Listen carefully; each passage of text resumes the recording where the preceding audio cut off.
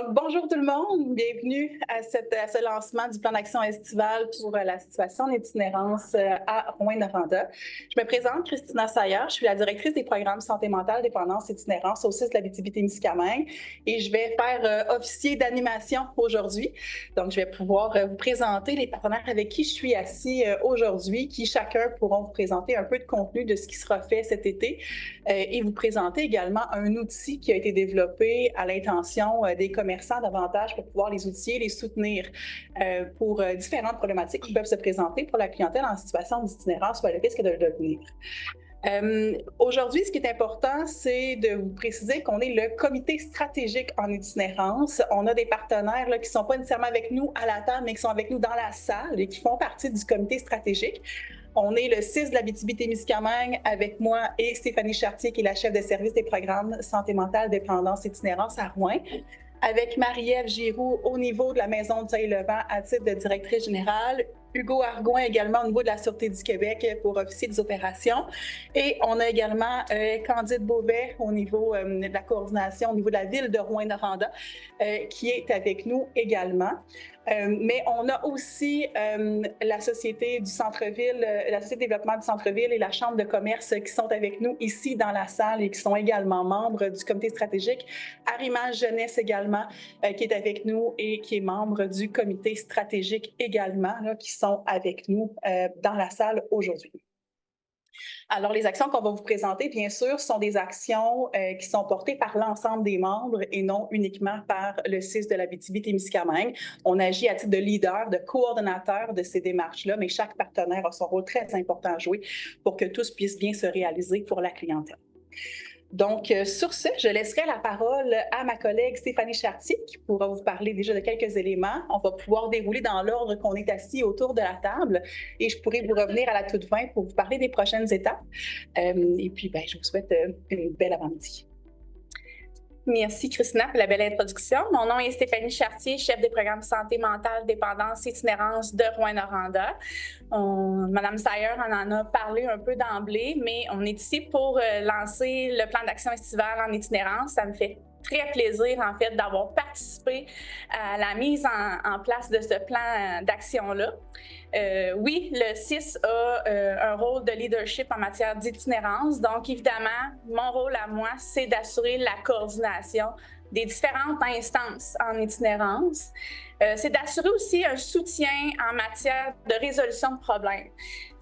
Par exemple, s'il y a des enjeux d'accessibilité à des services, c'est important que je sois sollicitée pour aller, après ça, voir qui pourrait être un partenaire pour résoudre une problématique X, qui pourrait collaborer, en fait, à la résolution de cette problématique-là. Donc, mon rôle, c'est de m'assurer que les bonnes personnes soient sollicitées, soient concertées pour trouver des stratégies ensemble.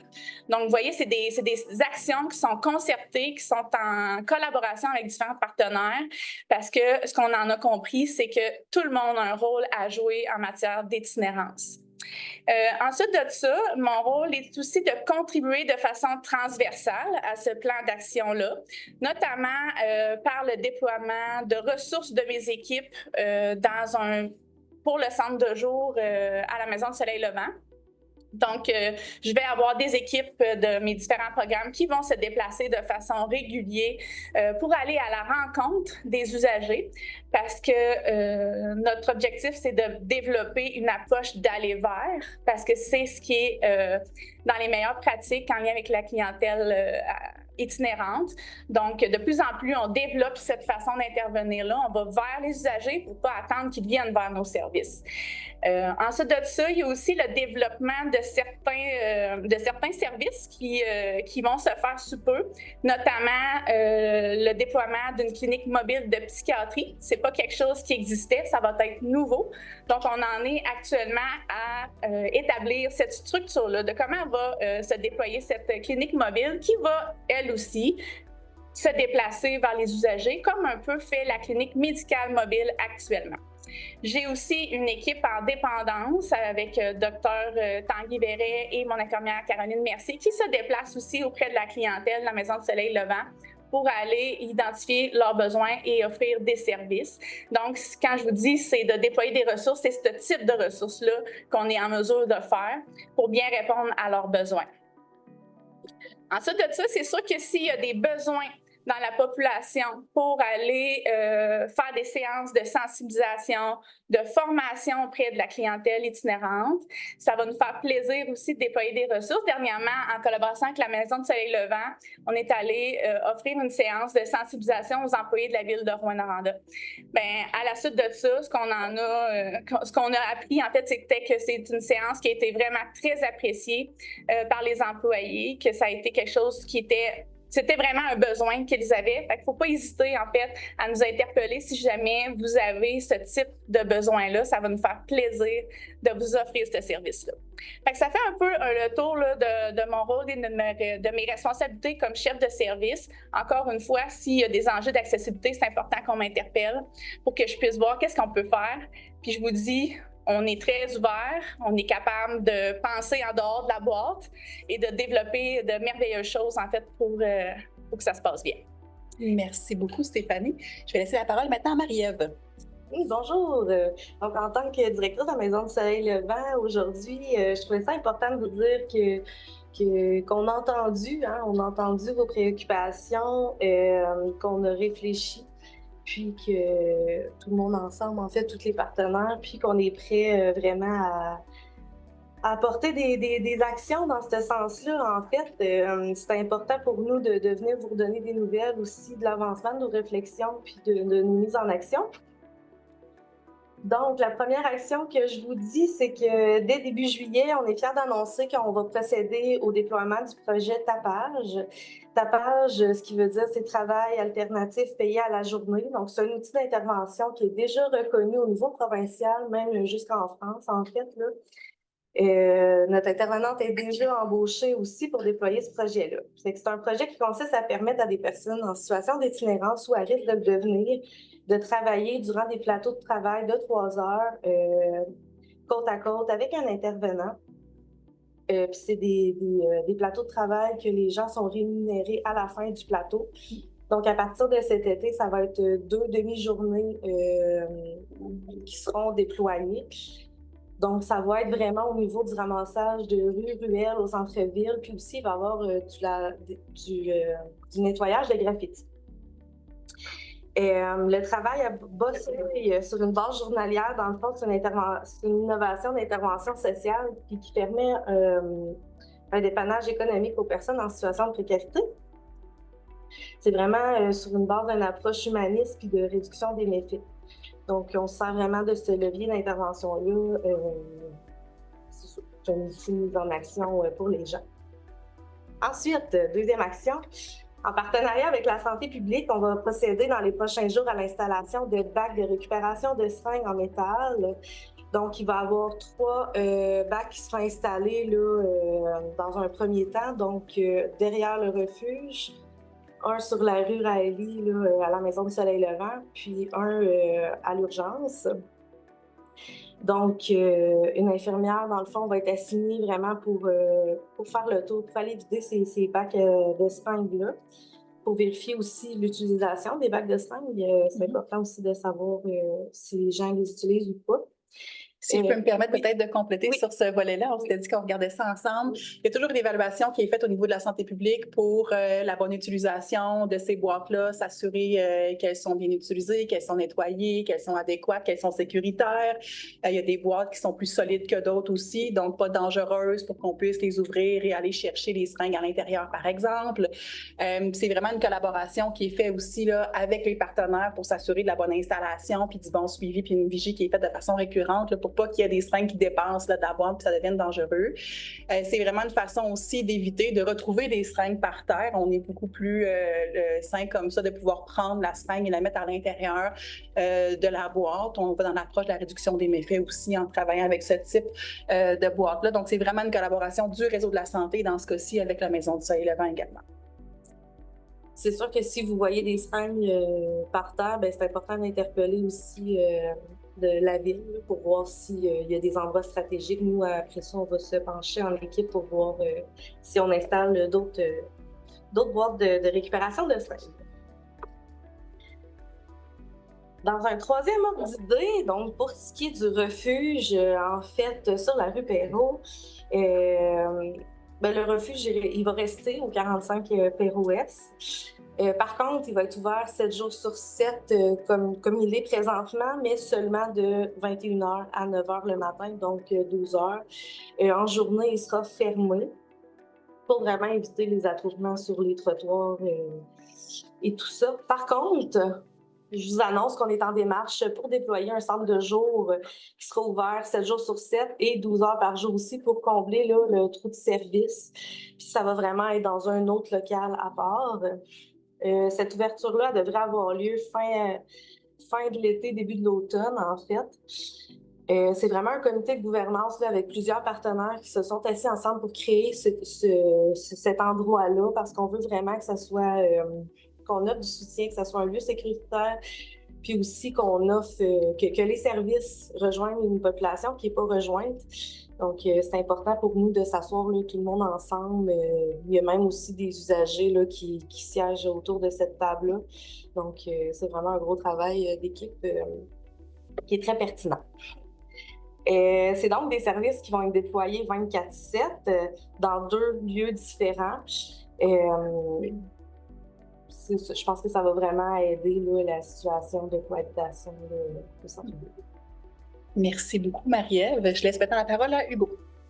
Bonjour à tous, je me présente Hugo Arduin, officier aux opérations au niveau du centre de services de Rouyn-Noranda de la Sûreté du Québec. Il me fait plaisir d'être présent avec vous aujourd'hui afin de communiquer le rôle de la Sûreté du Québec dans le cadre du plan estival sur l'itinérance. Le plan d'action estival est un ensemble d'actions dans lesquelles tous les organismes ici présents ont un rôle à jouer. Nous avons tous travaillé de concert pour monter ce plan d'action estival-là et vous le proposer. Je tiens à souligner qu'au niveau de la Sûreté du Québec, nous sommes et nous continuerons d'être présents afin de lutter contre la criminalité au centre-ville, notamment. Nos patrouilleurs sont présents à bord de leur véhicule patrouille, mais seront également présents à pied et à vélo cet été. De plus, nos cadets policiers, qui débuteront au cours des prochains jours, seront également présents au centre-ville une bonne partie de l'été. Je tiens à rappeler à la population qu'il est essentiel qu'elle dénonce toute forme de criminalité dont elle est témoin ou victime et qu'elle s'implique dans le processus judiciaire. Dans le cadre du plan d'action, nous avons mis sur pied un outil, un tableau de référence, afin d'aider les citoyens, les commerçants du centre-ville à savoir comment réagir et savoir qui contacter dans telle ou telle situation. Par exemple, si vous êtes victime d'un crime, eh bien, je vous invite fortement à contacter la Sûreté du Québec. Par contre, si vous remarquez des outils de consommation, un peu comme Marie-Ève en a parlé tantôt, bien assurément qu'il y a d'autres ressources plus appropriées que nous pour répondre à votre besoin. En guise de conclusion, je tiens à souligner la population ne doit pas tolérer la criminalité. Elle doit par contre faire preuve de tolérance face à la diversité. Merci. Merci beaucoup, Hugo. Je laisse la parole à Candide. Candide Beauvais, je suis chef des services communautaires et de proximité à la ville de Rouyn-Noranda. Je suis accompagnée ici dans la salle aujourd'hui de 2 membres du conseil municipal, la conseillère Samuel Ramsey-Houle et le conseiller Guillaume Beaulieu. Au niveau du rôle de la ville de Rouyn-Noranda dans le dossier de l'itinérance, le rôle de la ville est large. Je vais me concentrer aujourd'hui sur le rôle que la ville peut jouer dans le cadre du plan d'action estival en itinérance. Donc, la ville est interpellée à diverses occasions dans ce dossier-là. Et évidemment, la ville se doit d'être à l'écoute de l'ensemble des besoins de ses citoyens et des besoins particuliers qui découlent du dossier de l'itinérance. Dans ce cadre-là, la ville peut soutenir à plusieurs niveaux, essentiellement au niveau de la propreté, salubrité des lieux publics. Donc, les équipes, autant des travaux publics que l'équipe des parcs, font le nettoyage de nos espaces publics tout au courant de l'été, principalement au centre-ville également dans ce qui concerne le dossier de l'itinérance. Il y a une attention particulière qui est portée. Et la ville peut également jouer son rôle en soutenant les organismes communautaires tout au long de l'année, soit au niveau financier ou encore au niveau technique. Et pour la ville, c'est essentiel aussi lorsqu'elle est interpellée par ses citoyens de bien pouvoir les diriger. Vous avez entre les mains le tableau des ressources qui a été mentionné précédemment par la Sûreté du Québec. Donc, la ville se servira de ce tableau-là également pour bien diriger les demandes des citoyens. Et également, la ville est en échange là, constant avec d'autres villes, soit en région ou soit ailleurs au Québec, parce que la situation de l'itinérance est vécue aussi ailleurs en région et ailleurs au Québec. Donc, pour s'inspirer des meilleures pratiques et retenir les bons coups que d'autres municipalités pourraient avoir fait au courant des dernières années, on est en échange là, régulier avec d'autres municipalités. Je le répète, là, ailleurs en région ou encore au Québec. Donc, pour le rôle de la ville, essentiellement, il y a des exemples concrets aussi que je peux vous donner. On a décidé de sensibiliser les employés de la ville de Rouyn-Noranda qui ont à faire face à cette situation-là comme citoyens, mais aussi dans le cadre de leur travail. Donc, on parle essentiellement des équipes des travaux publics. On parle de l'équipe de la bibliothèque municipale, des équipes des parcs, les équipes des arénas. Notre réceptionniste de l'hôtel de ville qui reçoit des appels à ce sujet-là. Donc, dans les dernières semaines et pour les quelques journées à venir, c'est plus de 200 employés qui seront sensibilisés à la ville de Rouyn-Noranda sur l'itinérance, comment intervenir lorsqu'ils sont confrontés à ces situations-là, mieux comprendre la réalité pour favoriser évidemment là, une cohabitation harmonieuse à Rouyn-Noranda au courant de l'été. Merci, Candide. Comme vous voyez, il y a plusieurs actions qui vous ont fait. Vous avez devant vous, de façon imprimée, le plan d'action estivale. Vous avez également le tableau des ressources. Vous comprenez qu'il y a plus d'actions dans le plan d'action estivale que les actions qu'on vous a présentées aujourd'hui. On souhaitait vous cibler les actions peut-être plus porteuses pour que vous puissiez en prendre connaissance avec nous, mais je vous invite fortement à consulter le plan, à le regarder. Vous pouvez nous poser vos questions également. Sachez qu'ils seront disponibles sur le site Internet du CIS de l'Abitibi-Témiscamingue. La ville de Rouyn-Noranda va également rediriger là, vers le site du CIS de l'Abitibi-Témiscamingue. Il y a une page itinérance qui est créée dans laquelle vous retrouvez l'ensemble de l'information essentielle, même quelques données statistiques, quelques portraits qu'on peut avoir sur la situation de l'itinérance. Vous allez retrouver le plan d'action estival, le tableau des ressources également. Donc, ça va être disponible pour la population de façon générale si vous voulez aller le consulter ou même diriger les gens pour s'y rendre directement. Il y aura également un bilan de ce plan d'action annuel-là. Quand vous le consultez, vous pouvez voir, il y a toujours l'action comme telle, mais il y a également des indicateurs, des responsables aussi qui ont été identifiés pour s'assurer de la mesure de ce plan d'action-là. C'est beau avoir mis des actions, mais est-ce qu'elles ont fonctionné? Est-ce que ça a donné les résultats qu'on s'était attendu à avoir? Donc, vous pouvez voir là, sur chacune des actions les indicateurs qui ont été donnés. L'objectif, c'est septembre-octobre, on va vous revenir avec un bilan pour vous dire sur les actions qu'on a identifiées, combien on a réussi à réaliser. Est-ce qu'on les a réalisées à 100%, partiellement ou non complétées du tout? Donc, on va vous revenir de façon transparente avec un bilan de cette période estivale-là. On va également travailler à partir de maintenant sur un plan d'action annuel.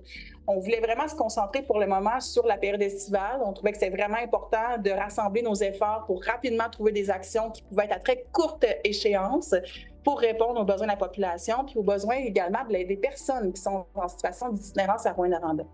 On va maintenant se concerter avec le comité stratégique pour planifier des activités et des actions, mais qui vont se tenir tout au long de l'année, parce qu'on sait que la question d'itinérance, c'est pas situationnel uniquement à la période estivale.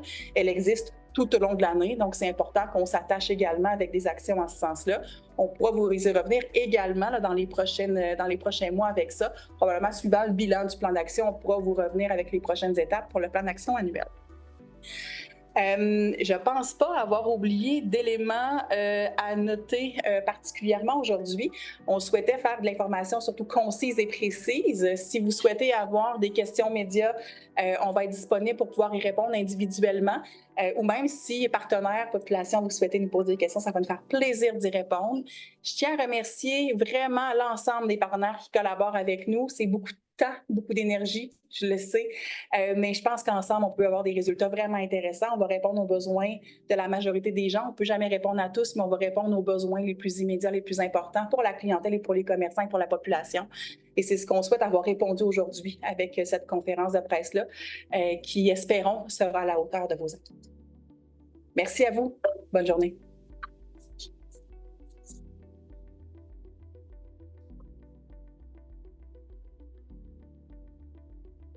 Oui.